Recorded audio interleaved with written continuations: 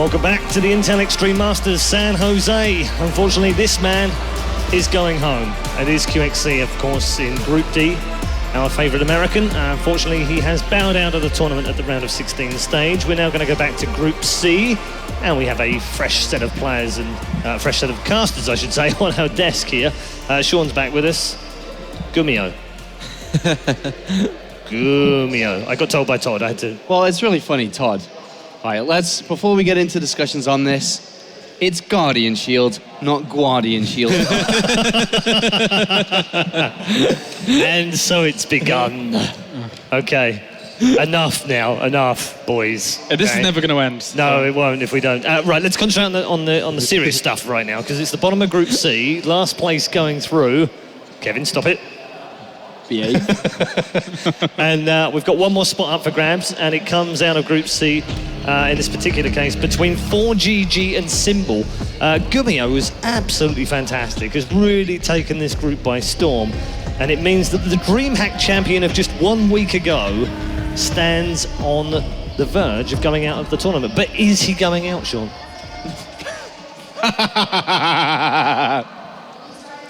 There you go. I think I have a response. Kev?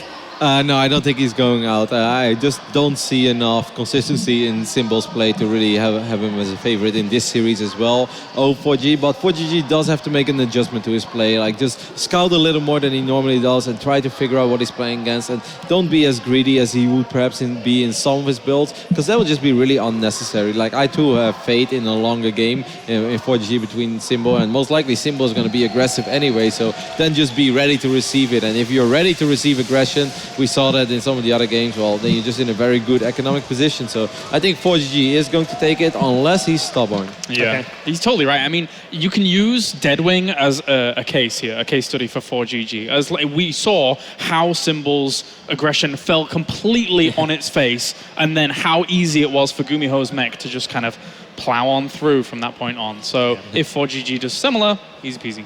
You know, you're in a good position when you have a bunch of Swarmos and you just actually run into them with your tanks and Taurs. Like, that's something early on went very, very right for you, because normally you do have to respect the Swarmos a little bit. A little bit, not too much. Are we going to see some Swarm hosts here, do you think? Yeah, no, we probably will, because it's mech. From and he knows it's going to be mech as well. The best way, the only way to beat mech good, I suppose, properly, is going to be Swarmos, so. Okay, all right. Quick predictions from all of you, because we're going to almost ready to go down and invite the players on. So start with James. ForGG 2-0. Wow, bold. I think it's going to be a 2-1. I think Symbol will win a map, but I think ForGG advances. Okay, Sean may have lost it again. 2-0 ForGG, please, Rotterdam. 2-0, 2-1, 2-0, but we do have a consensus here at the desk, and it is for ForGG, the DreamHack champion, on the verge of going out. If he loses this one, of course, that's it, he's done, but he has the opportunity of moving on to the round of 8 against Symbol. Let's go to Rachel to get the players out. Thanks so much, guys. ForGG coming off a win at DreamHack, got all the support from the casters. How about from you guys? All right, there are a couple people that stay quiet, though. Who out there is for Symbol? That's what I like to hear. Well, let's welcome them both to the stage. First up from Millennium, it's ForGG.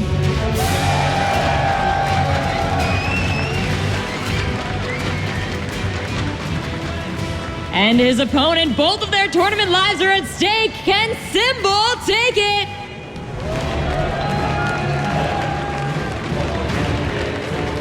All right, you were friendly backstage. Let's see how friendly you are now. Shake hands, gentlemen. Casters, take it away. Touche, Apollo. Touche. You can't let it go. We just introduced the players. And then after that, you're like, and by the way, Apollo said something 5 minutes ago. And that wasn't cool, man. But guess what? I'm hyped for this match. Gumiho, sometimes known as Gumiho, he's one of the few players to...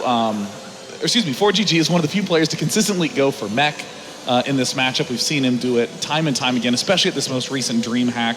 And I actually think that will work more towards Symbol's favor, because it will give him breathing room to play a longer game. The thing is, I feel like Symbol doesn't have that much confidence against Stern in general and ForGG. That's after speaking with him earlier, by the way. And I think that's why he all-ined the way he did, or just play, you know, in a cheeky way when he had to face ForGG earlier in this group. And, you know, the all-ins worked. That Nidus one was cool. As Roddy mentioned before, you know, he went for queens plus roaches. That's something that will work once, but then if your opponent's careful enough, that shouldn't really ever happen again. So I feel like Symbol has already used up his best tricks here up against the ForGG, who this time is going to be ready, who's going to be on the lookout for all of these things, and who's just going to want to look to take out the Zerg opponent here to see a second turn and move on to the round of 8, day 9. There were a couple little things that Symbol did in the game against Gumiho that give me a little bit of faith in Symbol going into this match, which would be the small-scale counterattacks at just the right time. ForGG is the sort of player who is consistently so aggressive that his opponents tend not to really be counter-aggressive against him. It's so hard just to keep pace with ForGG that in the rare occasions when a player like Symbol does counterattack, we see ForGG crumble, oftentimes much harder than other good defensive players. Man, you're a big fan of those counterattacks. You keep talking about them. If you play Zerg on ladder, I'm sure all you do right now is going to be counterattacks. You're literally not even going to defend back at home. Dude, if I play Protoss, get a War Prism, counterattack with that. If I get Zerg, Zergling's running everywhere. If I get Terran, well, I'm mech because I believe in the words of Artosis. All right. Let's hope he plays mech. I think it's pretty entertaining, and up against a Symbol who just, I guess, loves to play with like lots of roaches, Painling and roaches, does a bust here and there. I guess opening with some sort of, you know, Hellions and then into tanks and stuff like that. You could do very well in defense as long as you're not too greedy and you put the effort in to try and see it coming. Yeah, and whoa, this is not the set of maps that I would have expected at all in this series. I mean, very often, wow, that's weird. Okay, so Catalina, amazing for tank aggression against Zerg at key mid-game times. A lot of Zergs love to downvote it. Deadwing, a lot of Zergs hate spawning in the vertical positions, so they try to avoid this map. Merry-Go-Round winds up in map pools, and lately Zergs have been having more comfort on it, but still kind of tricky. I mean, I am shocked to see the set of maps in this map set. I wonder if there is something special in the books here for a Symbol, as in maybe some kind of Roach Hydra play on one of those maps. I feel like either on Catalina or especially on Merry-Go-Round. If it goes down to the last map, we've seen this kind of build where you get a ton of Roaches and Hydralisks. You attack into the third base of your opponent, and then you just remax on Roaches instantly, and then you keep on attacking. The thing is, up against somebody like ForGG who may go mech, it could be tricky. And also those ForGG in this case take a very quick third or tries to play on 2 base first. I feel like a lot of the decisions that are being made in terms of build orders are going to be key in who takes the win here. I do think that on this first map, Catalina, Symbol is pigeonholed into some pretty annoying early defenses. I mean, the tanks that can push into the main from the third base force you to either have counter aggression set up or to have a whole ton of units set up in advance. So I think that this is a map where Symbol, though he might not have a lot of early game decisions, I am interested to see what happens after that. Pigeonholed, huh? I like that. Yeah, pigeonholed. It's a great word. You should use it at least once a cast. I'll save it for another series because you already used it in this one, Sean. That's smart. Up in the top right-hand corner, he is one of the most recent champions, having just pulled a first-place win at DreamHack. Can he go back-to-back wins here? It is Millennium's ForGG.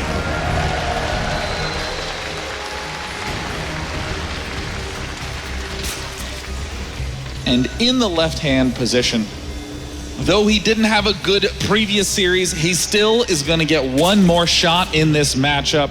Give it up for Symbol. Two very different players here. A Symbol who just recently rejoined Ginair as a new team, and for him, he hasn't been on the team for too long though, so I feel like the practice that he's getting there, you know, all those Korean teams doing internal practice, probably isn't paying off just yet. You know, he just probably moved to the house not too long ago and hasn't been playing that much with these guys. If he had been on the team for like say a few months, I would expect a lot out of him. Whereas ForGG, this guy is practically European. He's been living there for quite a while. A lot of Europeans actually consider him sort of as a European, and He just practices very actively there, and he disproved the theory that says that in an international tournament, only the Koreans that have practiced at the highest level in Korea have a chance to win by winning DreamHack. Yeah, I mean, which was amazing. Yeah, I mean, one of the reasons why people give so much credence to whoever practices in Korea is that if you're just getting beaten a lot by better players, it helps you notice what's wrong. It helps you notice what you can do better to get ahead. And ForGG is a player who has always been exceptional at just noticing those weaknesses on his own. And he, you know, since he's playing independently, finds his own style. I mean, already here we see ForGG's style emerging. That is an 11 barracks, 11 refinery. That's a very, very fast Reaper. Yeah, no, I fully expect him to, behind this, you know, go into the standard Hellions and all that. I don't think he does too much funky stuff in terms of pulling a build with like double factory and blue flame, but ForGG loves his Banshees. How likely do you think it is here that we're going to see something like a high count of Banshee cloak play, like we saw at DreamHack? Well, he's setting himself up for it a little bit. I mean, by getting your gas geyser so early, yeah, you get to do the Reaper play, but all your follow-ups also have to be gas heavy to justify getting gas that quickly. So if he is putting on a lot of pressure right here, he's essentially saying, I want to deny your third as long as possible. I want no creep to be there. And like you say, Banshees are a great choice to continue to exploit that. The Reaper here, ideally would like to achieve the same as Gumiho earlier against Symbol. Not going to do nearly as much, I think. This is what makes it so frustrating and so tense to play against ForGG. He does this stuff in like every game. He's delayed the second command center quite a bit by getting that bunker, and now he's going to have to start the factory here in a second. But a third Reaper on the way for ForGG, who's committing a lot to this aggression here.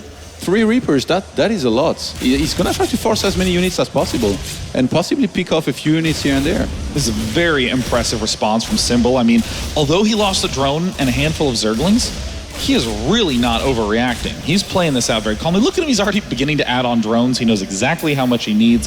He's gone all the way into Terran's base and he knows exactly what's up.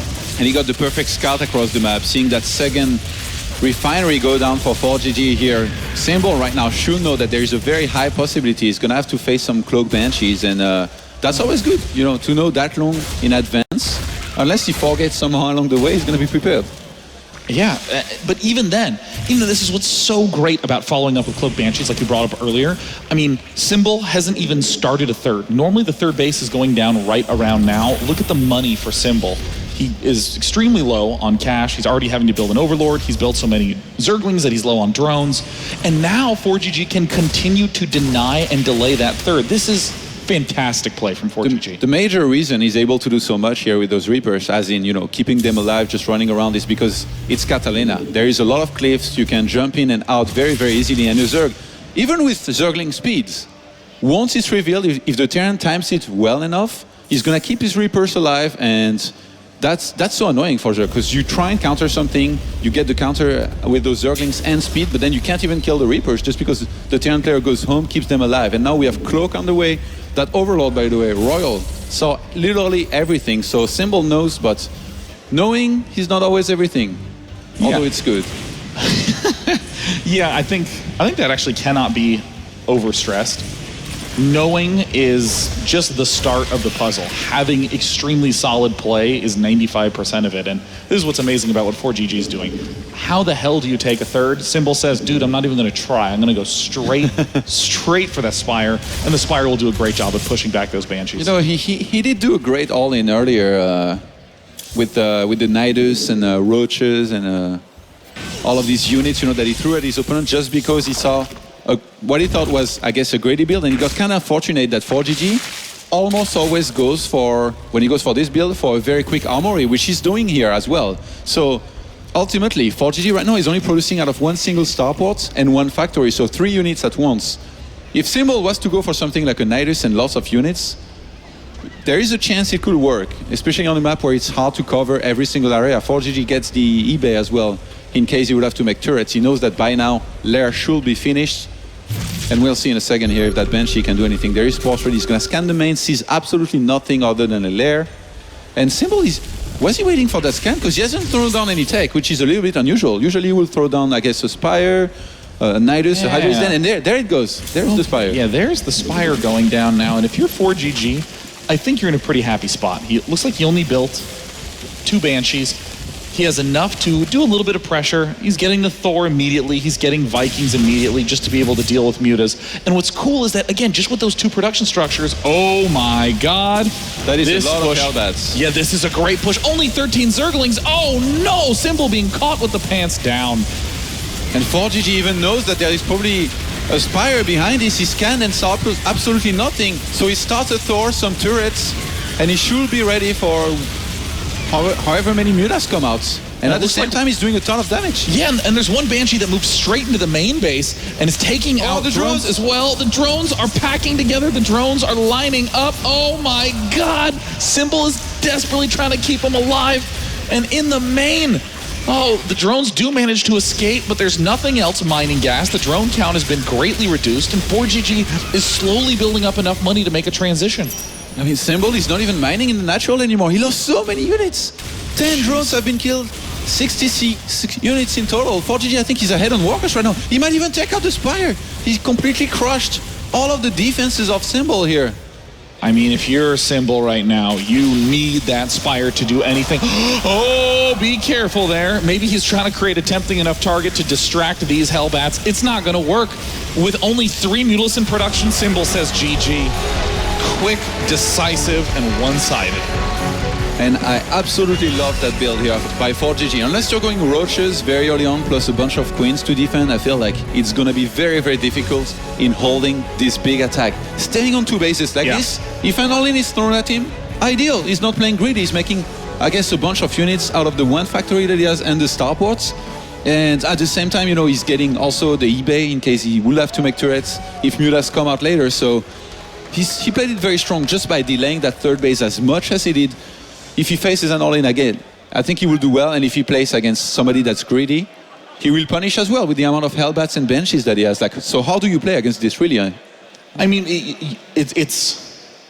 Rather than even answering your question of how to play against it, I just want to spend more time talking about how good 4GG's play was. I mean, the fact that he went so gas-heavy to get so many gas units to apply so much pressure, he set up the one big key, no 3rd for Zerg. So any threat that Zerg makes, it's just a single threat with no follow-up. If you're on 3 bases, you can have some mutas and then a whole bunch of roaches. Or a Ling Baneling attack and then a whole bunch of drones behind it. But on 2 bases, you get to do one thing, and 4GG is just smartly rearranging his structures. He smelled Mutalisks, no big deal.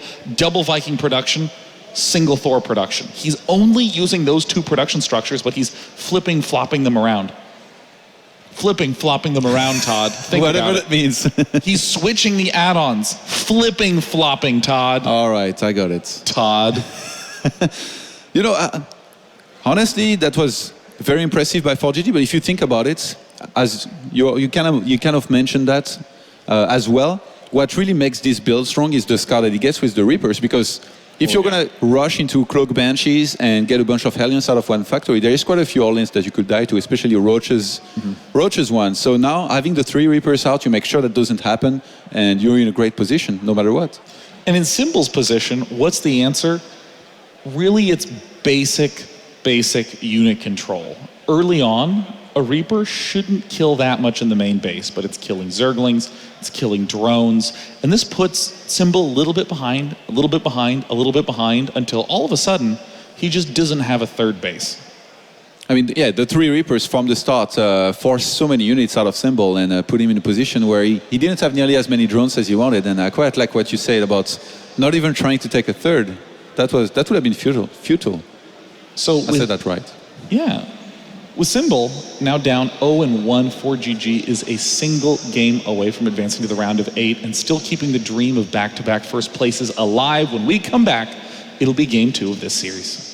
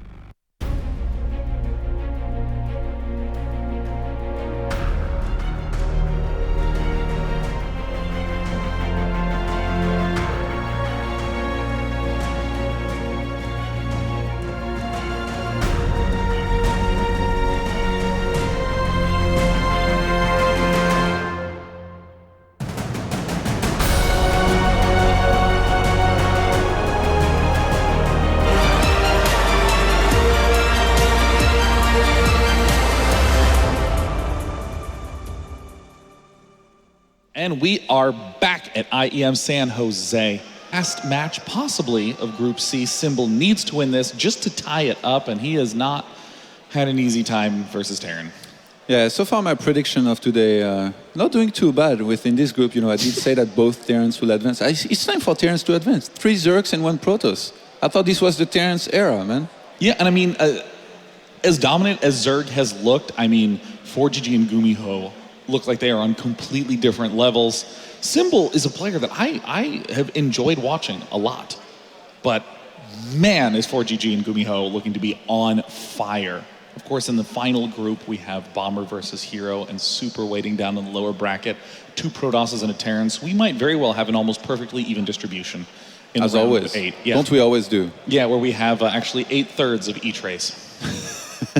And whenever there is a single Zerg in the last few players, he wins the He tournament. wins the tournament because that last remaining Zerg is always Startail life. Now, at this point in time, if you're Symbol, I mean, do you just go back to the usual all-inning that got you the 2-0 before? The thing is, he's even if he had planned an all-in in the previous game, the way that 4GG opened and slowed down the economy of Symbol, he might have had to change his plan from there, you know? Having Reapers thrown at you, a bunker, you are almost always going to be forced to get a bunch of Zerglings and Mutas. He got speed as well. It was a massive investment with which he achieved absolutely nothing. Didn't even shut down the Reapers. I mean, he didn't even catch them and kill them. That's how bad it was going for him. So behind this, he's like, well, I'm on the lair tech. I have choice between, I guess, a Nidus and a Spire. He gets a Spire, and 4GG says, well, you want to get a Spire against me? I'm going to kill you. And then he does. Everything went wrong in that game for Symbol, but here is an opportunity as he's now in cross-map positions in the top left-hand corner.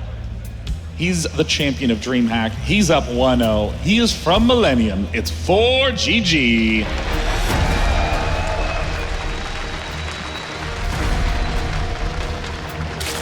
And his opponent down in the bottom right.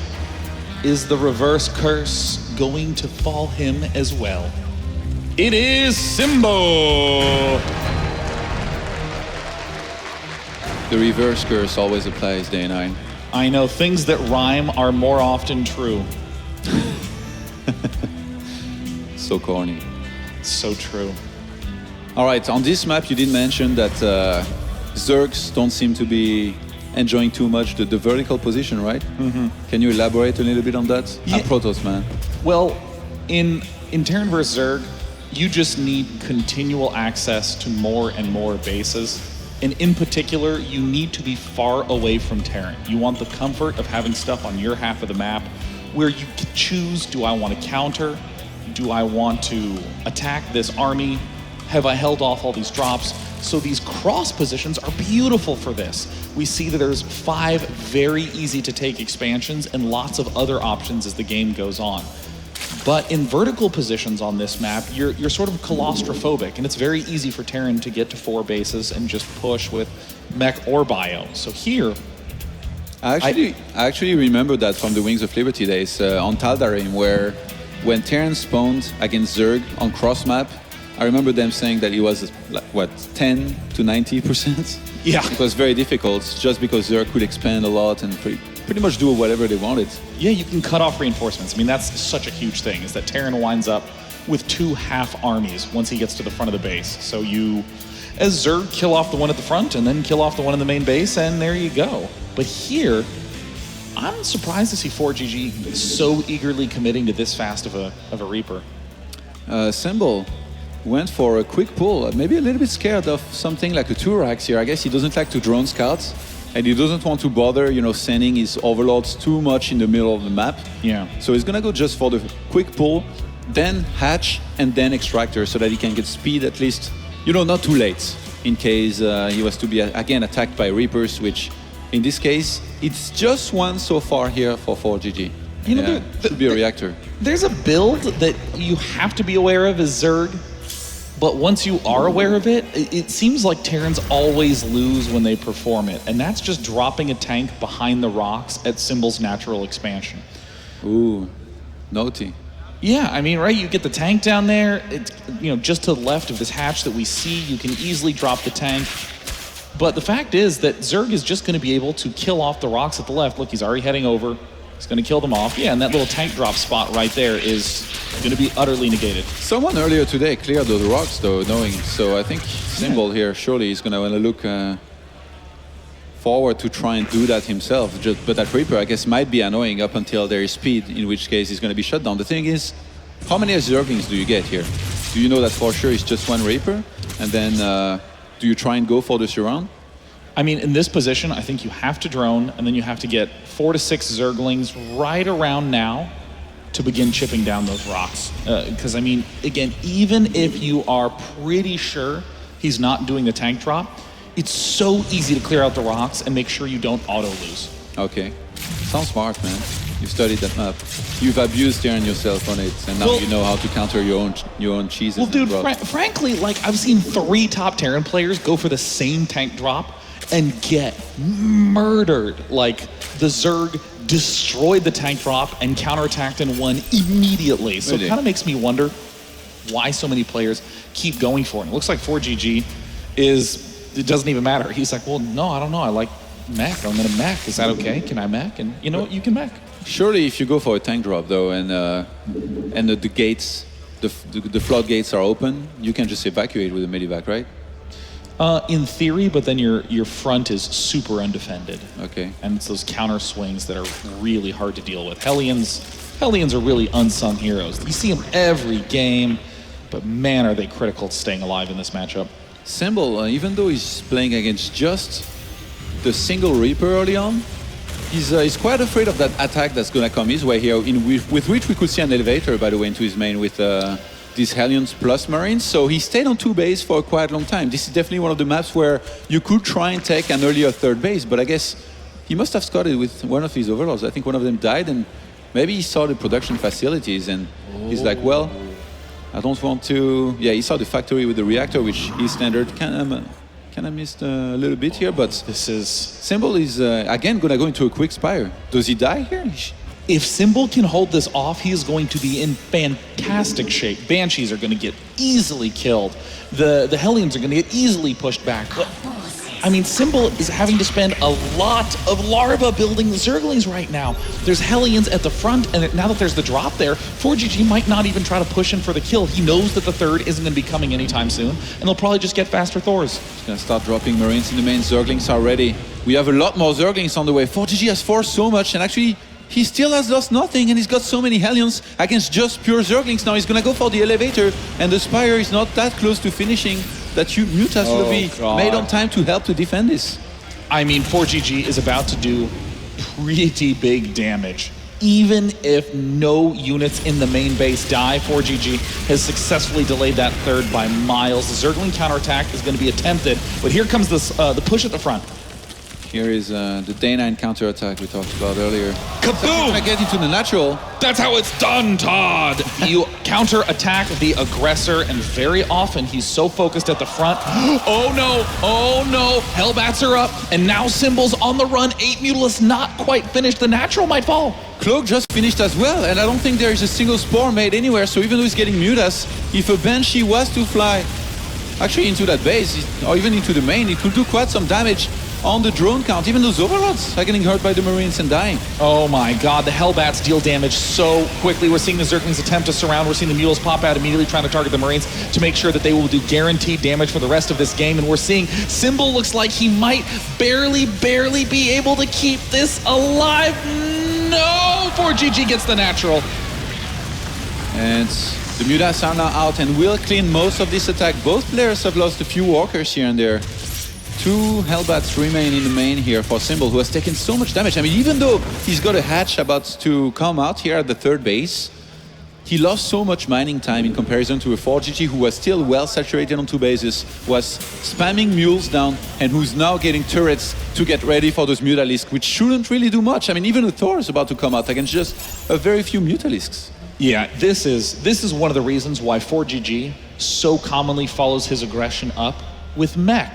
Symbol's gonna come in here, he's gonna run into turrets, he's gonna run into Thors, and of course the Vikings are really one of the most critical pieces to all of this with their range 9. And, you know, Symbol has to head for the hills.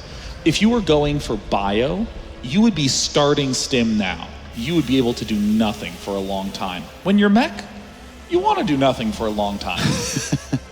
You don't want to do anything for a long time. That sounds about right.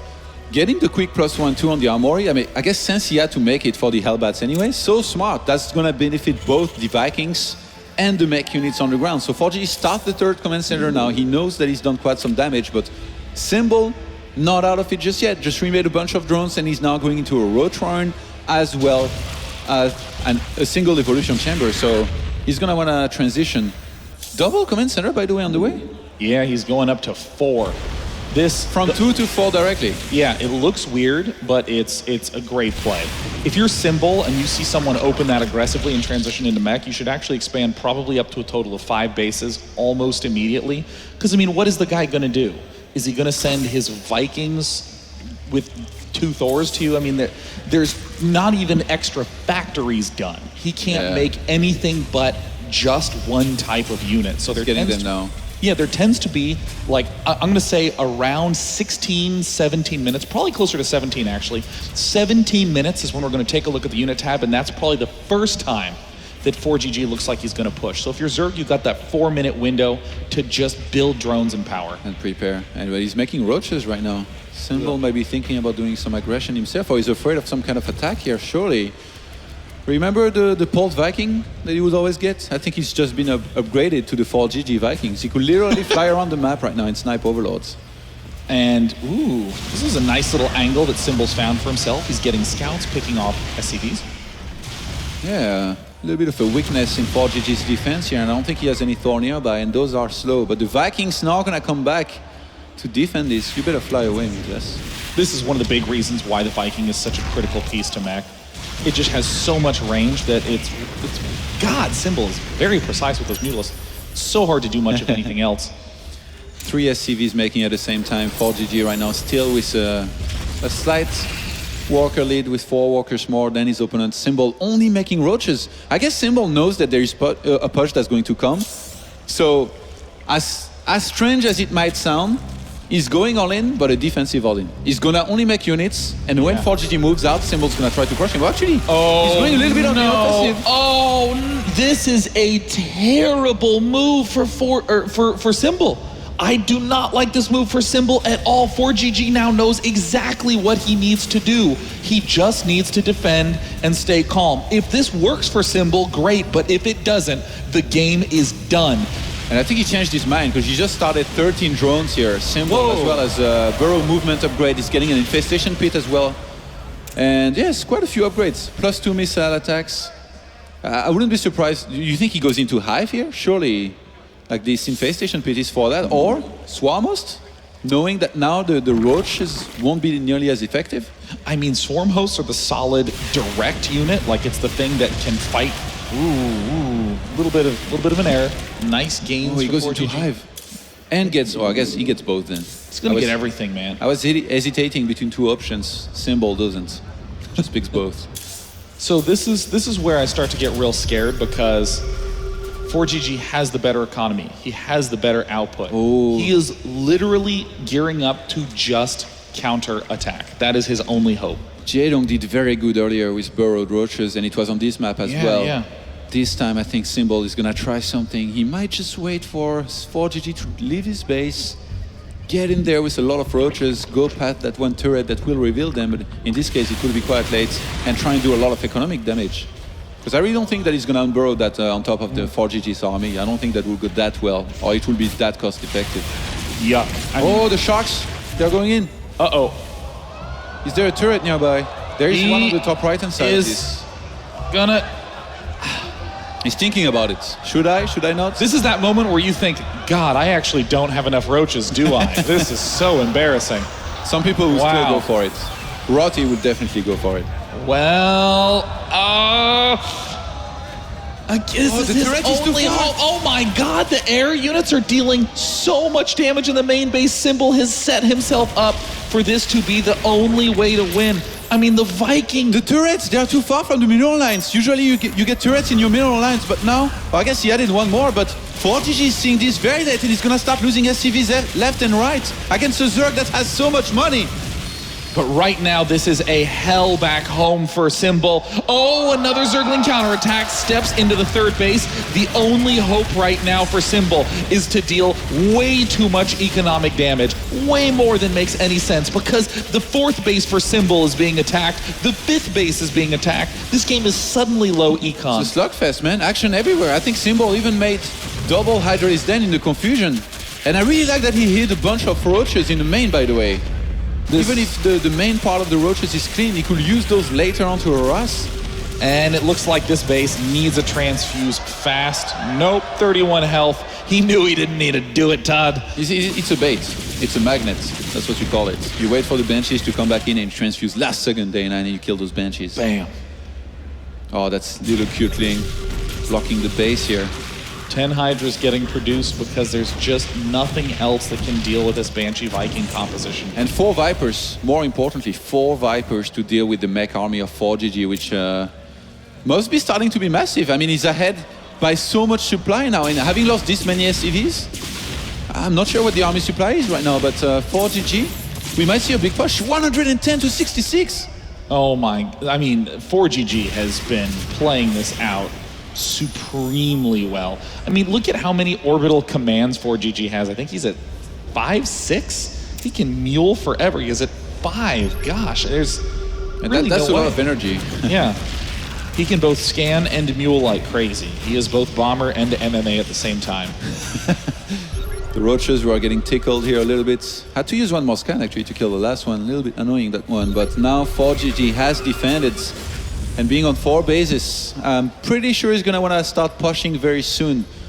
He has so much supply. This is actually, this army is just so scary. I believe he has +2 as well, which is, with the mech army, just insane. And I really like the ratio of Hellbats to Thors and tanks, by the way, here by 4GG. Very good mix. Yeah, you never need to overdo it on the tanks. You just need to keep the few solid damage-dealing tanks alive. This is like a perfect composition from 4GG, and it's kind of funny. No need to attack. We got 4 easy bases, and the Banshee Vikings dealing plenty of damage. And you know, we look at Symbol, who's doing his absolute best to hold this off, but at the end of the day, it was that period of time way back at 12, 13 minutes where you gotta just expand, secure a lot of resources, because this attack for Symbol worked, and he's really far behind. That's what happens when you're against mech. Oh god, I'm really afraid he tries to get in there, not knowing there's a turret now. Just gonna pull back for now, Symbol.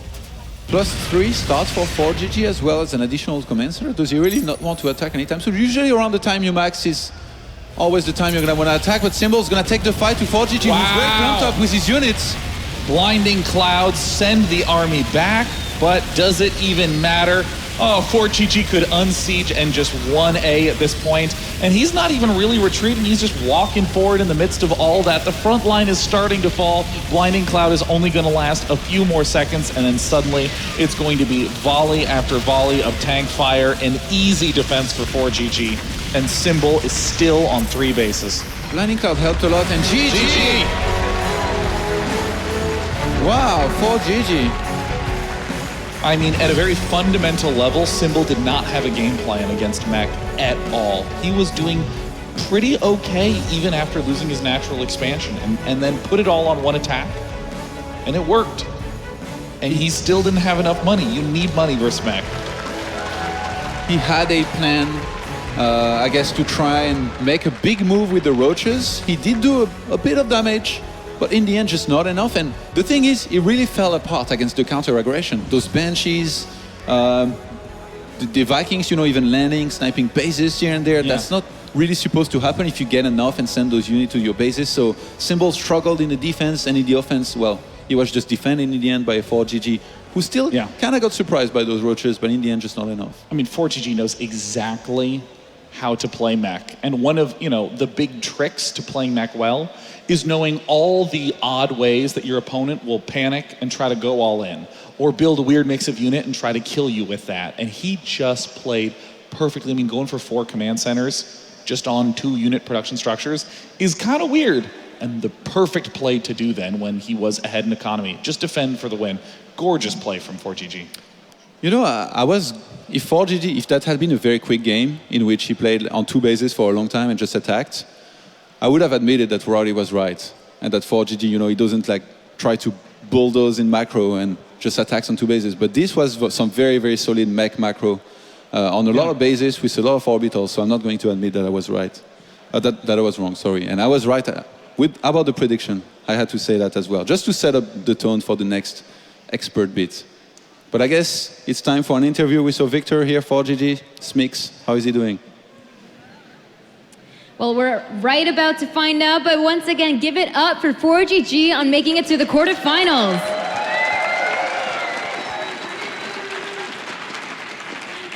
ForGG, the last time you played Symbol, you lost 1-2, but in this series, you looked absolutely dominant with a clean 2-0. What do you think was different from then and now? Before I lost against Symbol because build rules. So today I didn't start first CC and just safe build and then I won 2-0. Well, 4GG, you make it sound so easy, but you're on an absolute hot streak lately. You're coming off of winning DreamHack Winter, and now here you're already in the top 8. What is it about now that you're doing so well? I don't know. I always practice winner rate is very good, but tournament always not so much good. But after DreamHack Winter Champion, I think I got something boost. So.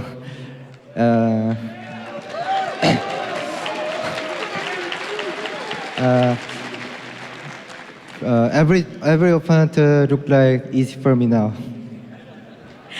Incredibly confident words, 4GG. Last but not least, you are very used to playing in front of a European crowd, but now you're here in America, here at Intel Extreme Masters San Jose. What is it like here in the SAP Arena in front of all these American fans? Yes.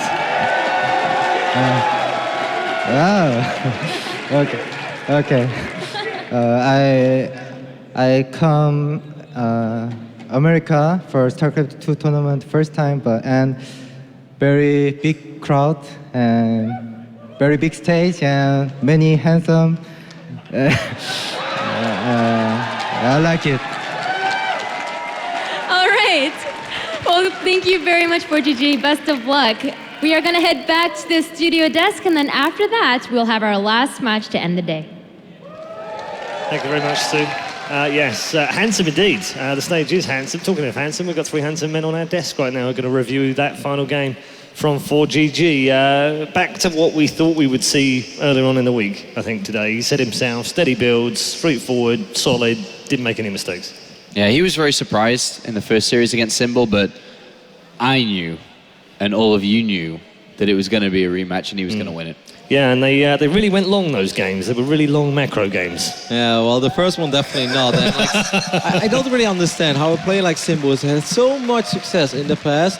And we have seen so many games of 4G. Like, I am no expert, but there's no way I would ever play ZVT against 4G without a Bailing Nest or a Roach Warren, because you know Knock Knock who's there, like 10 Hellbats to kill all your drones. Like, why do you think you can defend it with Zerglings? Like, it's not going to happen. So that game on Catalina, that really makes no sense to me. Yeah. The second game, even though like 4G won it in the end, because I think that attack was a little, I think he rushed it. He kind of fell apart a little bit against the Banshees and the Vikings. But there was this one crucial moment where indeed the Hellions saw the Roaches in the middle of the map, but that didn't mean that his production was ready to deal with those Roaches. I'm watching the games with Sean, and we're just like, if he shops with those 22 Roaches right now, yeah, there are like 2 or 3 Tors, and Tors can be amazing, but not if they have no backup. And a couple of the Hellions died already. I think that was his moment to shove those Roaches in, at least kill 10, 15 SCVs at the third base and delay the economy from 4GG. But he didn't, he just sat around and he burrowed and he waited. And Yeah, I was going to talk to you about that, James, because you love that move, but it didn't really pay off. I mean, he burrowed them.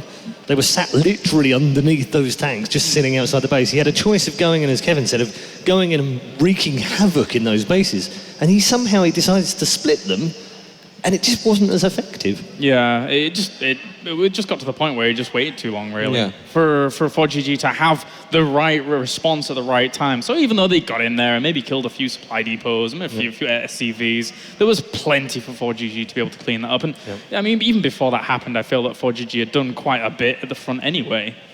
Yeah, it was a much better performance. Symbol's gone out, but do you feel like he's represented himself well or not, Sean? I get the feeling myself that The funny thing almost is expect better from him, really. He played and stayed true to his style, but it's just not good enough. I think he didn't really change too much when it comes to his regular gameplay. That's how we've known him for a good couple of years to play this type of style. But the players that he's going up against, playing mech, playing defensive, he wasn't going to beat them. I think he got kind of unlucky a little bit, though, in the main tournament stage because he only had to play Terran. And we saw that throughout all of these games that he's just not that confident against Terran. I think if we'd have maybe seen a bit of ZVZ from him, also VP, for example, then maybe he would have done a bit better. But going up against these Terrans, very difficult. Yeah, a little bit like Hark said on Thursday, that he has this kind of mental block with Terrans, and he immediately sees he's playing a Terran, and it's kind of, oh God, I'm never going to win that. And as soon as you go into it with that kind of attitude, it's already hard to win. And Symbol is, I wouldn't say he goes in with the same attitude, but we heard him time and time again in interviews saying just how much he hates playing Terrans right now. You've got to get that out of your head at this tournament. I think that's why he takes such a weird approach to defending the things that he knows are coming as well. Because even in that second game, that was already a very bizarre opening too. He lost his natural to Hellbats and Banshees. Then he sort of had the Mulisk time, but he had to run around a lot. Then he did do quite some damage on the other side of the map and eventually turned into some game. But that is not like, you know, I know ForGG beat Live twice at DreamHack Winter, but I feel the more they play, the better Live gets at defending stuff like that. And at a certain he figured point, it out. Yeah, and at a certain point, he's just like, cause I already, even during the grand final, I started to have this feeling like this could be, but then we had that crazy weird strategy on Foxtrot. But if that didn't happen, I don't know what would have happened in that final. But it just seems like Symbol is doing everything other than what he kind of knows he's supposed to do, but he feels that is not going to cut it. So he tries to think too far out of the box, which can work. But I feel like he made it overly complicated for himself. Yeah, and we were talking just off stream before that it seems odd that he'd got a wealth of experience in front of him by looking at 10, 11 maps against 4GG last week at DreamHack. And if he'd seen any of those maps, he would have figured how he had to play. Yeah, I think at the end of the day, no matter which way you look at it, Zerg versus Terran, Terran versus Zerg, Gomiho and 4GG are better players than Symbol. Okay. Yeah. Definitely currently. Like in the past, it may have been different, but current shape, It's a good way of simply better. Good way of wrapping it up. Let's take a look at the group and show you how it's panned out in Group C. Of course, Gomiho earlier on going through with two very, very big victories for him against Hyun and against Symbol. 4GG coming back from the lower bracket, having defeated Hyun and Symbol. So Gomiho and 4GG will move on to the round of 8. I can also tell you that Hero from CJ Enters has also moved on to the round of 8. He's in Group D. Unfortunately, we didn't have time to bring you the first game, but we do have time, I'm pleased to say. After the break, we will be back with the final game of the evening, and it will be from Group D. It will be Bomber versus Super. Don't forget, we've also got some very special news that happened this week earlier on. We announced that we're going to be helping or having some crowdfunding going towards the World Championship, and you can help us out if you wish to do so by going to newegg.com/IEM. If you're in the hunt for hardware, head over there. There'll be some discounted hardware, some full-priced hardware that you're more than welcome to buy, and a percentage of those sales will go towards the prize money for the World Championship in March in Katowice. Take a quick break. When we come back, though, we'll finish off the night with Group D.